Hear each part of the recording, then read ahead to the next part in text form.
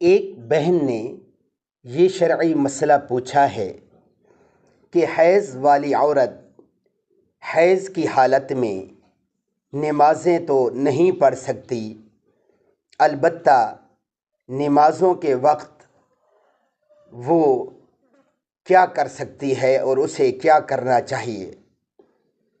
تو اس شرعی مسئلہ کا جواب میری بہنیں خوب توجہ سے سماعت فرما لیں کہ حیض کے زمانہ میں عورت کے لیے مستحب ہے کہ نماز کے اوقات میں وضو کر کے کسی پاک جگہ تھوڑی دیر بیٹھ کر اللہ اللہ کر لیا کریں تاکہ نماز کی عادت چھوٹ نہ جائے اور پاک ہونے کے بعد نماز سے جی گھبرائے نہیں۔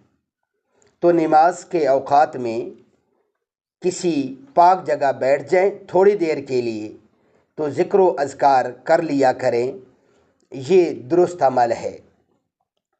مزید ایسے شرعی مسائل جاننے کے لیے میرے اسلامی چینل ذوق اسلام کو ابھی سبسکرائب فرما لیجیے تاکہ آپ حضرات تک مستند شرعی مسائل پہنچتے رہیں۔